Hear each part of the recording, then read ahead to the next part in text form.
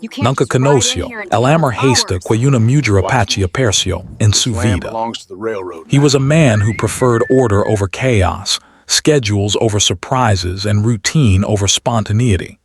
Each day was a careful repetition of the previous one. He would wake up at 6, make his black coffee, and sit by the window, watching the city slowly come to life. He liked the predictability of the streets, the rhythm of cars and pedestrians, the way the sun slowly climbed higher into the sky. It gave him a sense of control in a world that often seemed too loud and unpredictable. Despite his orderly life, Carlos felt an emptiness that no routine could fill. He had friends and family, of course, but he had always kept a distance. Conversations rarely went beyond the surface, and he never allowed anyone to truly see the depth of his thoughts or the quiet ache in his heart. He watched as other people laughed, loved, and shared life together, feeling a mixture of admiration and quiet envy. But he could not imagine himself stepping into that world. Love to him seemed like a storm he could not weather. He had tried before, many years ago, but disappointment had taught him to close his heart. His job provided a comfortable distraction. Carlos worked in a small office as a data analyst, a role that suited his meticulous nature. Numbers never lied, they never hurt him, and they allowed him to immerse himself in something logical and predictable. The office was orderly too, with each desk perfectly arranged, papers stacked neatly, and colleagues who mostly kept to themselves. He liked this environment. It was safe. It was controllable. And yet, at the end of every workday, when he walked home alone through the bustling streets, the quiet ache returned. On weekends, Carlos preferred to stay at home. He would read books or watch documentaries, anything that could occupy his mind without requiring him to reach out to anyone. Sometimes he thought about traveling, about seeing new places, about meeting new people, but these thoughts never turned into action. Fear had a way of anchoring him, convincing him that it was safer to stay where he was. And so, life passed quietly, predictably, with each day blending seamlessly into the next. His neighbors, although friendly, never penetrated the walls he had built around himself. There was Mrs. Rivera, the elderly woman who lived across the hall, always ready with a warm smile and a kind word. Carlos appreciated her, but he always kept their interactions short. He had never been good at small talk, and long conversations felt like a kind of exposure he wasn't ready for. There was also Javier, a young man who lived downstairs and often invited him to community events. Carlos politely declined every time, smiling and nodding but retreating to his apartment as soon as possible. He enjoyed observing life from a distance, feeling connected yet protected by his walls. Even in his family, Carlos was distant. His parents had long since passed away, leaving him with memories that were both comforting and painful. His siblings had families of their own and lived far away, and while they would call occasionally, Carlos never felt the need to reciprocate fully. Phone calls felt awkward, emails too formal, visits too intrusive. He had learned to navigate life in silence, finding comfort in the predictable patterns he had created. Love, in its most genuine form, had never entered his life, and he had resigned himself to that reality. There were moments, however, when the solitude became almost unbearable. Late at night, when the city quieted and the hum of life slowed, Carlos would sit by his window and think. He would watch couples walking hand in hand, laughing and sharing stories, and feel a pang he could not name. He didn't know if it was longing or sadness or a mixture of both. He didn't know how to bridge the gap between his safe, controlled world and the messy, unpredictable world of love. Yet, deep inside, a small part of him wondered if such a life was possible for him. Could someone truly see him? Could someone understand the careful layers he had built around his heart? These questions lingered, unanswered, haunting him like distant whispers in the quiet of the night. One rainy evening, Carlos found himself walking home from the grocery store, carrying his usual bags of vegetables and bread. The streets were slippery, reflections of neon lights shimmering on the wet asphalt. He kept his head down, focusing on each careful step. Life, as always, felt monotonous, predictable, and safe. As he turned the corner to his apartment building, he noticed a small group of people gathered near the community center. Music floated through the air, lively and unfamiliar, and colorful banners flapped in the wind. It was a festival, something he had never paid attention to before. Normally, he would have walked past without a second thought. But for some reason, that evening, he felt a subtle pull, a curiosity that was unusual for him. He paused, watching the people, the laughter, and the energy of the celebration. Children ran freely, their laughter echoing off the walls. Vendors sold handmade crafts, and the smell of food filled the air. Something about it felt alive, vibrant, and completely different from the quiet, orderly world he was used to. For the first time in a long time, Carlos felt a tiny spark of intrigue. Yet even as he stood there, a part of him hesitated. He had spent so long avoiding the unpredictable, the messy, the emotional, that stepping forward felt almost dangerous. He could feel the familiar walls of caution rising again, telling him to stay back, to retreat to the safety of his apartment. But curiosity, that quiet but persistent voice, nudged him forward. He took a small step, then another, letting himself move closer to the music and laughter. It was a small act, almost insignificant, but for Carlos, it was a step outside the boundaries of the life he had carefully built. Little did he know, this small step would change everything. It was the beginning of something new, something unexpected. It was the first crack in the walls he had built so carefully around his heart, and it would eventually lead him to a world he had never dared to imagine. A world filled with love, connection, and the kind of joy he had only observed from afar. But for now, he was simply a man standing at the edge of a festival, unsure, cautious, yet quietly intrigued. He could not have known that within the crowd, a presence would appear that would challenge everything he thought he knew about himself, about life, and about love. A presence that would awaken a part of him he had long buried, a part of him that was ready, unknowingly, to discover something extraordinary. And so Carlos stood there, alone yet not entirely, caught between the safety of his old life and the mysterious possibilities of the world around him. His heart, though guarded, felt the faintest stirrings of hope. For the first time in many years, he felt the gentle thrill of anticipation, the subtle excitement of the unknown, and the quiet recognition that life might have something extraordinary waiting for him, something that could transform him forever. Carlos felt the gentle pull of curiosity guiding him closer to the festival. He had never attended anything like it before. The air was filled with laughter, music, and a mix of scents from food stalls selling dishes he could not even name. There were people in colorful clothes, dancing with freedom he had only ever watched from a distance.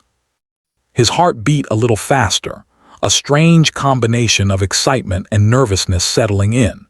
He had spent so many years in controlled solitude that stepping into this vibrant chaos made him feel exposed, yet strangely alive. As he walked slowly among the crowd, his eyes were drawn to a small stage where a group of people were performing traditional dances. The rhythm of drums echoed in his chest, stirring something he did not fully understand. It was mesmerizing, unfamiliar, and yet profoundly moving. He watched, frozen in place, as dancers moved with grace and strength. Their movements told stories without words, stories of history, resilience, and life. Carlos felt a pang in his chest, a recognition of something he had never known he missed, connection, culture, and the sheer presence of someone fully alive. Then he noticed her. She stood slightly apart from the crowd, yet she seemed to command attention without even trying. Her dark hair fell loosely over her shoulders, and her eyes held a quiet intensity that immediately drew him in. She wore a simple yet elegant outfit that reflected her heritage, and the way she moved carried a sense of ease and confidence. Carlos was captivated. There was something about her presence that was magnetic, yet comforting, like a quiet force that he could not ignore. He hesitated for a moment, unsure if he should approach. His instincts screamed caution, warning him against stepping into the unpredictable world she seemed to inhabit. But something inside him, a spark he had almost forgotten, urged him forward. He found himself walking in her direction, each step careful yet deliberate. The crowd around them seemed to blur, and for a moment it was just him and her. "Hello," he said, his voice slightly shaky, betraying the nervousness he usually hid so well. She turned toward him, and for a moment Carlos thought she might be annoyed by the interruption. But then she smiled, a warm, genuine smile that reached her eyes and made him feel as if he had been seen for the first time in his life. "Hi," she replied, her voice calm and melodic. "I haven't seen you around before. Are you enjoying the festival?" Carlos nodded, unsure how much to say. "Yes, it's different. I don't usually come to these kinds of events." He paused, feeling awkward but compelled to continue. "It's lively. There's a lot happening and I like it." She laughed softly, a sound that seemed to harmonize with the music around them. "That's the spirit. Sometimes we need to step out of our routines and let life surprise us." Her words resonated deeply with him, echoing thoughts he had long buried. For years, Carlos had avoided surprises, emotions, and risks. Life had been safer that way, predictable and controlled. Yet here was someone, a stranger, gently challenging him without even trying. He felt a strange mix of admiration and apprehension. "I'm Carlos," he said finally, offering a hand, though he immediately felt awkward about the gesture. "I'm Nakamis," she replied, taking his hand with a firm yet gentle grip. "It's a pleasure to meet you, Carlos." The simplicity of the introduction felt monumental to Carlos. In his life, he had rarely met someone who seemed fully present, fully alive, and yet approachable. Nakamis exuded confidence and warmth, a combination he had never experienced before. He wanted to know everything about her, yet he feared asking too much and revealing how unpracticed he was in human connection. They began walking slowly through the festival together, a natural rhythm forming between them. Nakamis pointed out various performances, explained the meanings behind the dances, and shared stories of her heritage. Carlos listened intently, absorbing every word, fascinated by the depth of her knowledge and the ease with which she communicated it. She spoke not just with her words but with her gestures, her expressions, and the subtle intensity of her gaze. As they walked, she asked about his life. Carlos hesitated at first, unsure how much to reveal. It had been years since he had opened up to anyone, and the idea of vulnerability was both frightening and thrilling. Yet something about Nakamis made it feel safe, as if sharing even a small piece of himself would not be judged or misunderstood. "I usually keep to myself," he admitted finally. "I work a lot and I don't get out much. Life has been quiet." He felt exposed saying it, but her smile did not falter. "That's okay," she said gently. "Everyone has their own pace."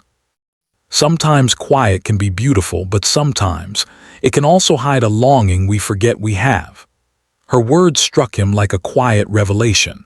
She understood in a way no one else had the subtle ache of solitude. She acknowledged it without pity, without judgment. Carlos felt a warmth spreading in his chest, a quiet hope he had not felt in years. They stopped at a small food stall, and Nakamis ordered something unfamiliar, explaining the ingredients and the cultural significance behind it. Carlos watched her eat with appreciation, noticing the way she savored each bite, the way she seemed fully present in every moment. It was mesmerizing. He realized he had rarely experienced life with such attentiveness, always rushing, always cautious. Being with her felt like a slow, careful awakening, each moment stretching gently, teaching him something new about living. Hours passed without Carlos noticing. They talked about childhood memories, the small joys and struggles of daily life, and the dreams they had once held. He learned about her connection to her Apache heritage, the importance of community, tradition, and respect for nature. She shared stories of her family, her values, and the lessons she had learned growing up. Carlos felt like he was discovering a world he had never known, a world that was rich, vibrant, and deeply human. At one point, they walked to a quiet corner of the festival, away from the music and the crowd. Nakamis looked at him thoughtfully. "You seem different from most people I meet," she said softly. "There's a depth to you, a thoughtfulness, but also a hesitation. Are you afraid of something?" Carlos hesitated, unsure if he wanted to admit it, yet her gentle curiosity encouraged honesty. I've never been good with connections," he admitted. "Love, friendship, it's all complicated. I've avoided it for a long time. I'm not sure I know how to be with someone." Nakamis nodded, her expression understanding, not judging. "It's natural to be cautious," she said. "The heart is delicate, but sometimes it only takes one person, one moment to remind us what we've been missing. Sometimes love isn't something to be feared, it's something to be discovered slowly, carefully, with trust." Carlos felt her words sink in. He had spent so many years in solitude that he had almost forgotten what it felt like to hope, to wonder, to feel the possibility of love. And yet, standing there with her, listening to her voice and watching the way she carried herself, he felt something stirring inside him, a quiet, almost imperceptible longing, the first flicker of a flame he had thought long extinguished. As the evening drew to a close, the festival lights casting a warm glow over the streets, Carlos realized he did not want the night to end. For the first time in a long time, he felt the thrill of anticipation, the subtle excitement of the unknown. Nakamis had opened a door he did not know existed, and he found himself wanting to step through it, even if just a little. They exchanged goodbyes, but there was an unspoken promise in their eyes, a recognition that this meeting was not a fleeting encounter. Carlos walked home slowly, replaying every detail in his mind, feeling alive in a way he had never felt before. He understood that something profound had begun, a connection that might change everything he had known about himself and the world around him. And so, as he returned to his quiet apartment, the familiar walls of his routine life no longer felt entirely comforting. There was now a new presence in his thoughts, a new possibility that lingered, gentle but persistent. Nakamis had appeared in his life, like a sudden gust of wind through a still room, and Carlos realized, with both trepidation and excitement, that life might never be the same again. After that first evening at the festival, Carlos could not stop thinking about Nakamis. Her presence, her voice, her stories, they lingered in his mind like a melody he could not forget. He went through his usual routines, yet everything felt different. The quiet of his apartment no longer felt comforting. Instead, it felt empty. He realized, with a mixture of wonder and fear, that he wanted to see her again. A few days later, he found himself standing outside the same community center where the festival had taken place. Nakamis had mentioned that she sometimes volunteered there, helping with cultural activities and storytelling for children. Carlos had no clear plan, no excuse for being there, but he felt drawn, almost magnetically, toward the possibility of seeing her again. He took a deep breath and stepped inside, unsure what he would say or how she would react. Inside, the room was warm and lively. Children ran around, painting and laughing, while adults helped guide them in various activities. And there she was, Nakamis, moving gracefully through the room, encouraging the children, her smile bright and genuine. When she saw Carlos, her eyes lit up in recognition and she waved him over. "Carlos, you came back," she said, her voice carrying the same warmth he remembered. "I wasn't sure you would. I wanted to see you again," he admitted, feeling the awkwardness of his own shyness. "And I wanted to learn more. She nodded, as if she understood exactly what he meant. Learning is good, she said. Not just about things, but about life, about people, about yourself. Come, I'll show you around. And so, Carlos spent the afternoon with her, moving from one activity to another. She introduced him to her friends, other volunteers, and even a few elders who shared stories of their heritage. Carlos listened, fascinated. Each story was filled with lessons about resilience, courage, and respect for nature and community. He had never encountered such a rich and thoughtful way of living, and it inspired something deep within him. As the day passed, Nakamis took him outside to a quiet garden behind the community center. Flowers of every color swayed gently in the breeze, and the soft sound of a nearby fountain added to the calm. She motioned for him to sit on a bench, and for a few moments, they simply watched the sunlight dance across the leaves. "You seem different when you are here," she said softly. "There's a stillness about you, but also a curiosity. It's like you're seeing the world for the first time through new eyes." Carlos felt a warmth spread through his chest at her words. I think I am," he admitted. "Being here with you, it feels alive. I've spent so much time in my own little world thinking life was enough as it was, but it is. Not really." Nakamis nodded, her expression gentle. "Most people live their lives in patterns, routines, and walls. Sometimes it takes someone or something to show us that there is more, that life is bigger than our fears, bigger than our habits." Carlos looked at her, taking in the quiet strength she carried. There was something remarkable about her, not just her knowledge or her confidence, but the way she lived fully, without hesitation. It was a life he had never known, but one he now desperately wanted to understand.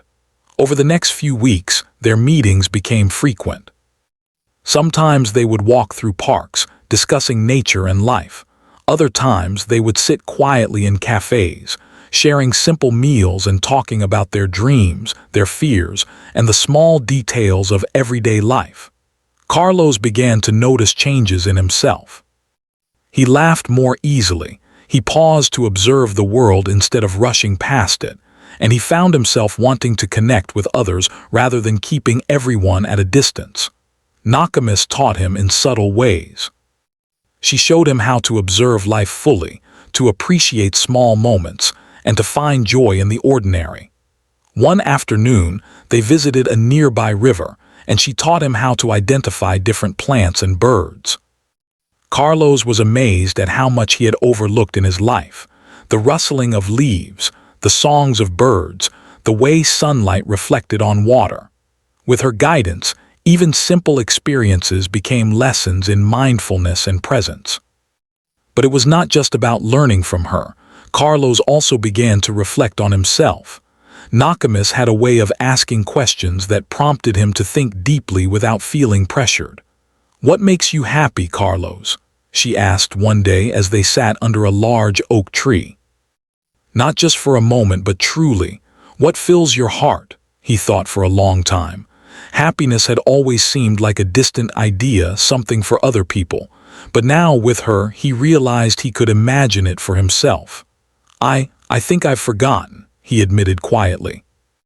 "I've spent so much time being careful that I haven't allowed myself to feel fully. But being here, with you, it feels like a small beginning." Nakamis smiled. "Beginnings are important. They are where everything starts, and it's never too late to begin again." Her words stayed with him. Carlos began to see his own life differently. The routines he had relied on so heavily now felt restrictive. He understood that life was not just about avoiding pain or disappointment. It was about embracing experiences, learning, and growing. And for the first time, he imagined a future where he could share his life with someone, where he could let someone in without fear. Yet, even as he grew closer to Nakamis, Carlos struggled with his own fears. He had been alone for so long that the idea of emotional intimacy felt overwhelming. Sometimes he would catch himself pulling back, creating small excuses to avoid deep conversations or prolonged closeness. Nakamis noticed this, but she never pressured him. Instead, she offered patience, understanding, and gentle encouragement. She allowed him to move at his own pace, showing him that trust and connection could grow slowly, without force. One evening, as they walked along a quiet street after visiting a local market, Carlos spoke hesitantly. I'm not used to this, to being with someone like this. It's new, and sometimes it scares me. Nakamis reached out and gently touched his arm. It's natural to feel scared, Carlos. Love and connection can be frightening, but fear doesn't mean you shouldn't try. It just means that what you're feeling is real and it matters. You're learning, and that's what counts. Her words comforted him. For the first time, Carlos realized that fear did not have to prevent him from experiencing life fully. He could face his doubts, his hesitations, and still move forward. He could allow himself to feel, to learn, and to grow. As weeks turned into months, Carlos and Nakamis continued to explore life together. He met more of her family and friends, gaining a deeper understanding of her culture and values.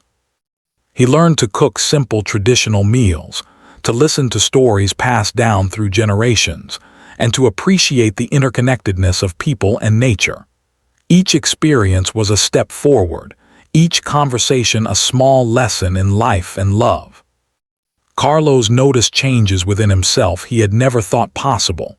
He laughed more freely, shared his thoughts without fear, and even started to form bonds with people he had previously kept at a distance. He realized that Nakamis had not only shown him a new way to see the world, but had also helped him see himself more clearly. And through it all, there was a quiet, growing bond between them. Carlos felt a connection he had never known, a mixture of admiration, respect, and a gentle, burgeoning affection. He still hesitated at times, still worried about vulnerability, but each day with Nakamis made him braver, more open, and more willing to embrace the unpredictable beauty of life. By the end of this period, Carlos had begun to understand something profound. Love was not just a feeling, but a process of learning, growing, and opening oneself to another person. And Nakamis, with her patience, wisdom, and presence, was teaching him how to do that slowly and carefully without rushing or fear. For the first time, Carlos did not feel alone. He had found someone who saw him, understood him, and inspired him to be more than he had ever imagined. And though the path ahead was uncertain, filled with unknowns and challenges, he felt ready to take it, because he knew that with her, he could discover what it truly meant to live and to love. As the weeks passed, Carlos found himself more deeply entwined in Nakamis' world. Each day brought new experiences, new lessons, new perspectives, and new feelings he could no longer ignore. But with these new feelings came uncertainty, and a quiet tension began to grow inside him. Despite the joy and connection he felt, he was also confronting fears he had spent a lifetime avoiding. Carlos realized that he was afraid of vulnerability, afraid of losing control, afraid of being hurt. He had spent decades alone, and solitude had become a shield, protecting him from disappointment. Now, for the first time, he faced the possibility of giving his heart to someone and risking the pain he had so carefully kept at bay. It was exhilarating, yes, but also terrifying. He began to notice moments when he would withdraw slightly, when he hesitated to share his thoughts fully, or when he avoided prolonged intimacy, even in simple gestures like holding hands for more than a moment. One evening, after spending the day walking along a quiet riverbank, Carlos found himself restless. The sky was painted with the soft oranges and purples of sunset, and the water reflected the fading light like molten glass. Nakamis walked beside him, her presence calm and steady, as if sensing the storm within him without needing words. Carlos wanted to tell her about the fear that had been creeping into his mind, but he struggled to find the courage. Instead, he stayed silent, lost in his own thoughts. Finally, Nakamis spoke gently. "Carlos, I can feel that something is troubling you," she said. "You've grown so much, but there is still something holding you back. Do you know what it is?" Carlos hesitated, swallowing hard. I think I'm afraid," he admitted, his voice barely above a whisper. "Afraid of feeling too much, of losing myself, of failing." Nakamis nodded knowingly. "Fear is natural. It protects us, but it can also limit us. You have learned to build walls, Carlos, and now they are the only life you have known. But walls also keep out love, joy, and growth. You cannot control everything, and that is not the point. The point is to open yourself little by little and trust that life will guide you." Her words struck him deeply. For the first time, Carlos realized that his own fears were the only barriers between him and the happiness he wanted. The routines and solitude that had once comforted him now felt like chains, holding him back from the very connection he longed for. He wanted to trust, to open himself fully to Nakamis, but the habit of caution was strong and the risk of emotional exposure felt overwhelming. Over the next few days, Carlos found himself in a subtle struggle. Part of him wanted to be fully present with Nakamis, to embrace the growing bond between them. Another part recoiled, whispering that love would bring pain, disappointment, or loss. He analyzed every word, every gesture, and even imagined potential future mistakes or misunderstandings. The internal conflict weighed on him, creating nights of restless thought and long walks through the city streets as he tried to reconcile his fear with his desire. Nakamis, ever patient, continued to guide him without pressure. She shared stories of her ancestors, people who had faced immense challenges yet remained resilient, kind, and open-hearted. "Life does not promise safety," she said one afternoon as they sat beneath an ancient oak tree. "It promises opportunity, opportunity to love, to grow, to learn, and to find meaning. Fear will always be there, but courage is not the absence of fear. Courage is moving forward even when fear is present." Her words echoed in Carlos' mind, and he began to reflect on his life with newfound clarity. He realized that avoiding fear had also meant avoiding growth, avoiding joy, and avoiding the deep connections that gave life meaning. He understood that he could no longer remain in the comfortable cage of his own making. The risk was real, yes, but the potential reward, authentic love and connection, was worth confronting the discomfort. A turning point came one evening when they attended a small gathering hosted by Nakamis' family. The room was warm and lively, filled with laughter, music, and the scent of home-cooked food. Carlos observed the interactions around him, noticing the effortless closeness, care, and shared history that surrounded her. He realized that he had been shielding himself from not just love, but also community, trust, and belonging. During a quiet moment, Nakamis led him outside to the garden. The night sky stretched endlessly above them, and the cool breeze carried the scent of blooming flowers. "Carlos," she said softly, "you are capable of more than you realize. You have already grown so much, but there is still fear in your heart. What is it telling you?" Carlos looked at her, feeling both exposed and comforted. He admitted, "It's telling me that I might fail, that I might lose the connection I have with you, that I might not be enough." Nakamis took his hands in hers, her touch gentle but firm. "Carlos, being enough does not mean perfection. It means honesty, effort, and willingness to try. You do not need to be perfect to love or be loved. And the fact that you care, that you feel this deeply, shows that you are more than enough." Her words broke through the walls he had built over decades. For the first time, Carlos felt a sense of release, a quiet understanding that vulnerability was not weakness but strength. He realized that his fears had been illusions, shadows of a past shaped by avoidance and solitude. Now with her, he could step forward and embrace life in all its uncertainty and beauty. The next few days marked a subtle but profound change in him. He became more open in his conversations, sharing stories of his childhood, his past mistakes, and his dreams for the future. He laughed more freely, he listened more deeply, and he allowed himself to feel without judgment. Nakamis noticed the shift and responded with gentle encouragement, celebrating each small step forward while never pushing him too fast. Their bond deepened as Carlos continued to confront his fears. He began to see that love was not about losing control, but about sharing life authentically. The uncertainty he had once feared became a source of excitement and possibility. He realized that growth, connection, and love were intertwined, and that to experience one fully, he had to embrace the others as well. One evening, as they walked through a quiet forest trail, Carlos paused to look at Nakamis. The sunlight filtered through the trees, casting dappled shadows on the ground. I think I'm ready," he said quietly. "Ready to trust, ready to feel, ready to be with you fully." Nakamis smiled, a mixture of pride and warmth in her eyes. "Carlos, that is all I could ever ask for. Trust is a journey and you are taking it bravely. I am here with you, every step of the way." In that moment, Carlos felt a profound shift within himself. The fear that had dominated his life for so long no longer controlled him.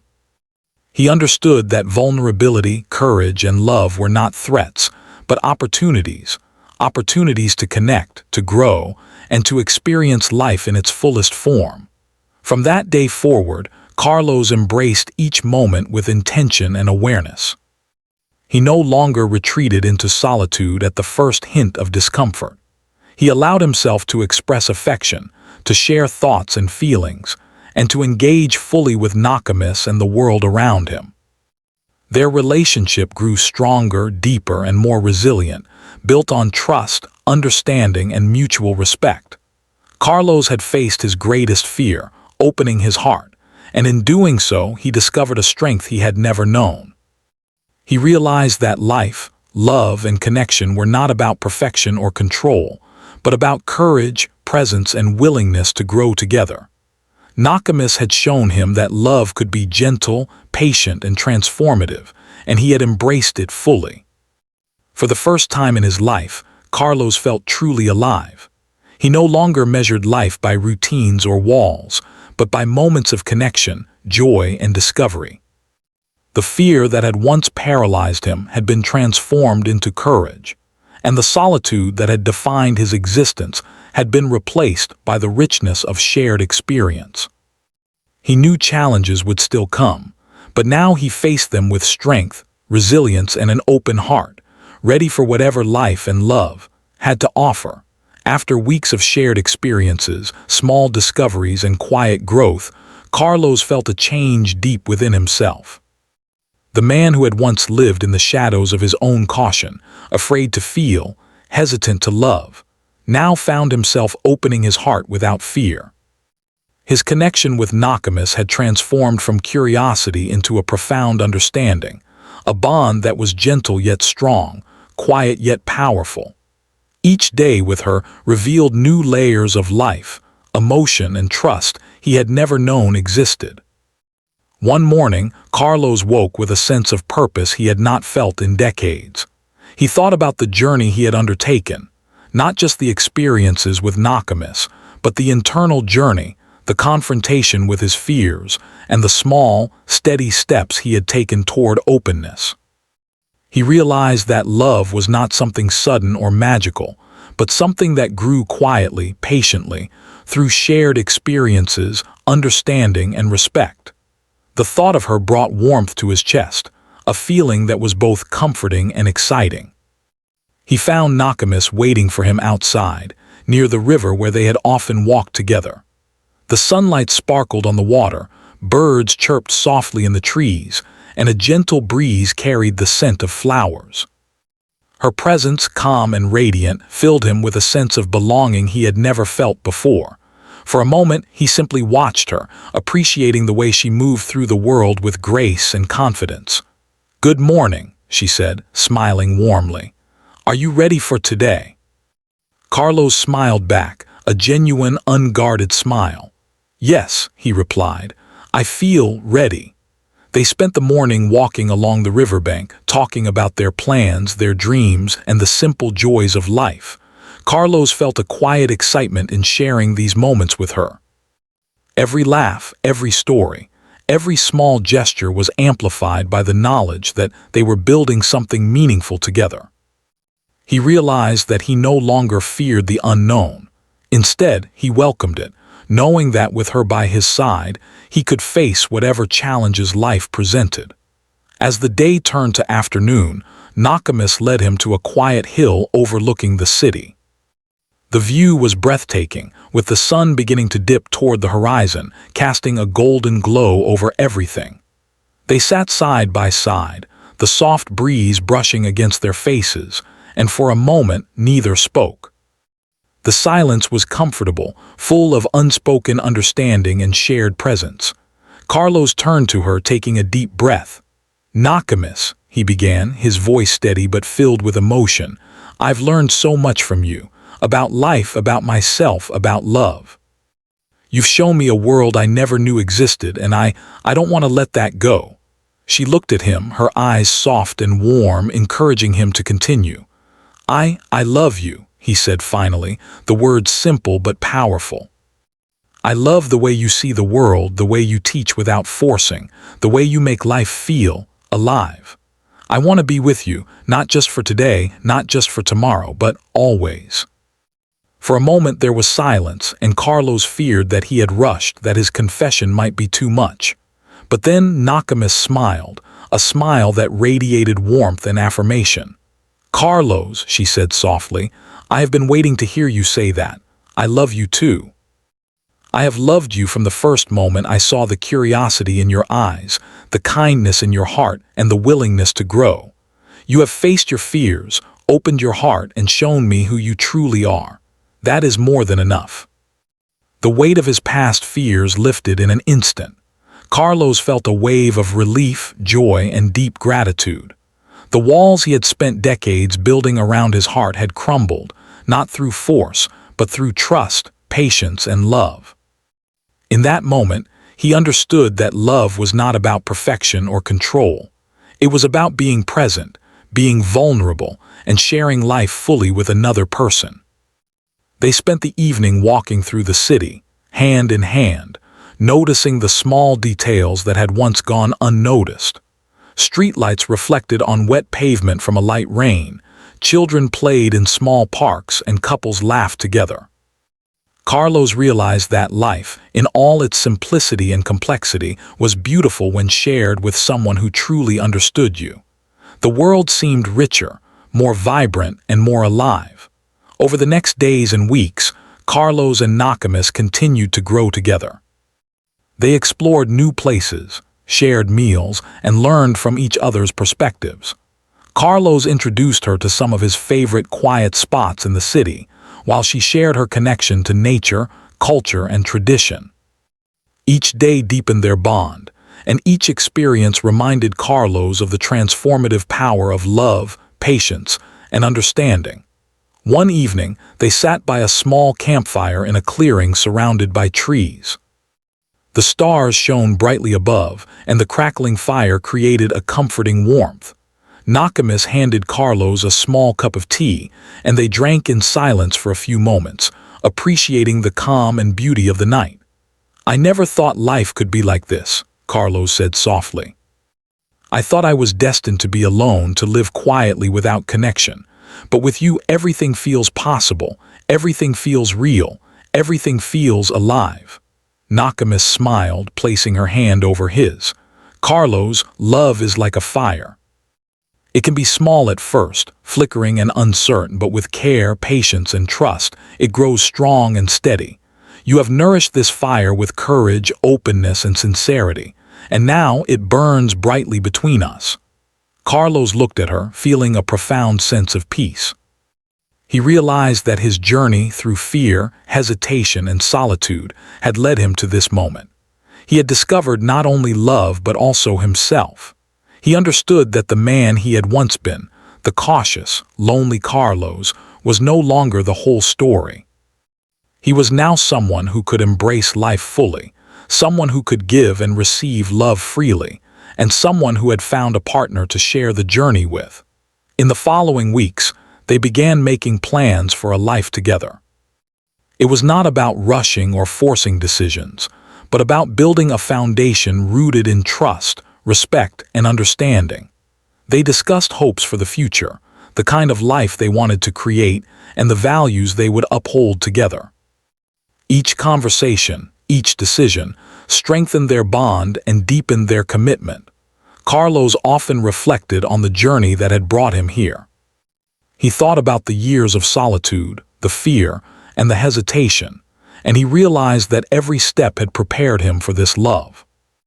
Nakamis had entered his life at the perfect time, guiding him gently, teaching him patience, and showing him that vulnerability was not weakness but strength. He had faced his fears, and in doing so, discovered a depth of emotion and connection he had never imagined. One afternoon, they visited a small hill overlooking the valley near the city. The view was breathtaking, with rolling hills, trees, and the river winding through the landscape. Carlos turned to Nakamis, taking her hands in his. "I want to spend my life with you," he said, his voice full of emotion. "I want to face every challenge, celebrate every joy, and grow with you. Will you walk this path with me?" Nakamis looked at him, her eyes shining with love and certainty. "Yes, Carlos," she replied. "I will walk with you today and always. Together, we can face anything because we have each other." They embraced, a quiet, powerful connection that spoke more than words ever could. In that moment, Carlos knew that he had truly found love, not just in the romantic sense, but in the deep, abiding sense of connection, trust, and shared life. The fears that had once held him back were gone, replaced by courage, hope, and a profound sense of belonging. The days that followed were filled with simple joys, morning walks, shared meals, laughter, and quiet conversations. Each moment was a reminder of the journey they had taken, of the growth and courage it had required, and of the love that now bound them together. Carlos felt a sense of gratitude unlike anything he had ever known. He was no longer the man who had lived in shadows, afraid of connection. He was a man transformed, alive with love and ready to embrace the future fully. And so, Carlos and Nakamis began their shared life with hope, patience, and understanding. Their love was not dramatic or rushed. It was steady, deep, and nurturing. It grew stronger with each day, rooted in trust, respect, and the willingness to face life together. Carlos had discovered that love, when nurtured and embraced, could transform not only his heart but his entire life. For the first time in his life, he knew that he had found something extraordinary. A love that was patient, kind, and transformative. A love that had opened his heart, healed his fears, and allowed him to truly live. And as he looked at Nakamis, standing beside him with a gentle smile, he understood that life had finally given him what he had always longed for: connection, joy, and a love that would endure.